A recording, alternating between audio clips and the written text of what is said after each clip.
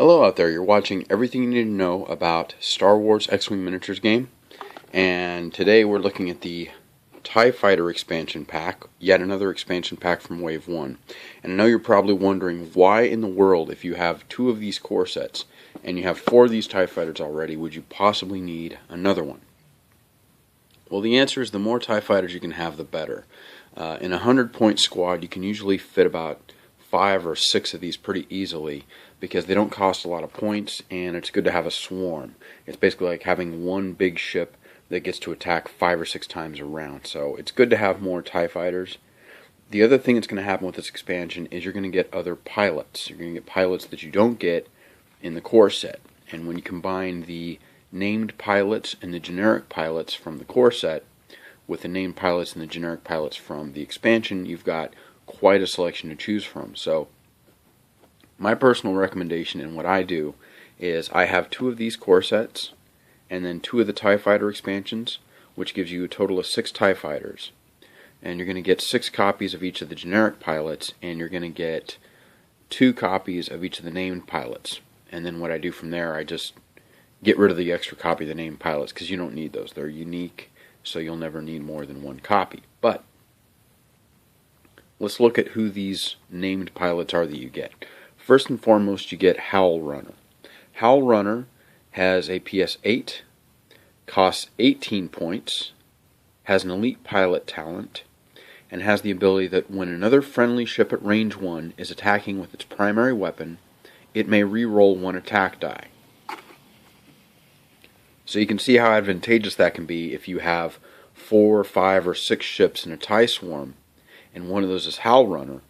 That means that each of those ships in that swarm gets to re-roll 1 of its attack dice. That's a really, really good ability, and that alone makes this worth getting this expansion. The second named pilot we have is Backstabber. Backstabber's ability lives up to her name. It says, when attacking from outside the defender's firing arc, roll 1 additional attack die. That's really big, so obviously if you can get your TIE swarm outside of the firing arc of the defender, and you have Howl Runner in the swarm as well, you get to roll 1 extra attack die, and you can re-roll 1 of those dice. Backstabber has a PS6 and costs 16 points. No EPT though, no elite pilot talent.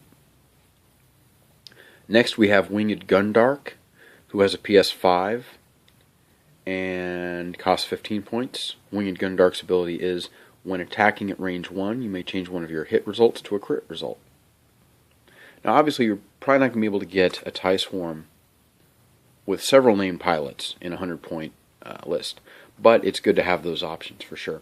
And then after that we have, of course, our 3 generic pilots. Black Squadron Pilot, who has a PS4 and costs 14 points.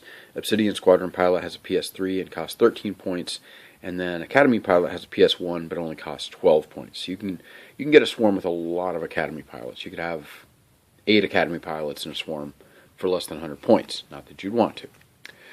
In addition to that, of course, you also get your stress, your critical, your evade, all of the focus, all of the tokens you would normally expect come with this set.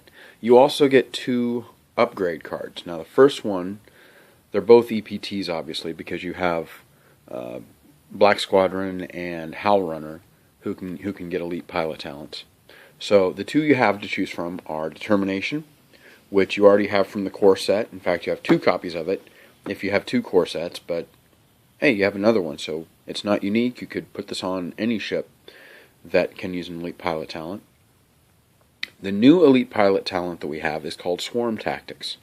This is a 2-cost EPT. It says at the start of the combat phase, choose 1 friendly ship at range 1. Until the end of the phase, treat the chosen ship as if its pilot skill were equal to your pilot skill. What exactly does that mean? Well, let's say that you're flying with Howl Runner, who has a pilot skill of 8. So at the beginning of the combat phase, Howl Runner is most likely going to shoot first. And let's say you're in a TIE swarm with several Academy pilots who each have a PS1. What that's generally going to mean is that Howl Runner is going to shoot first, and then each of your opponent's ships, and finally your Academy pilots will shoot last.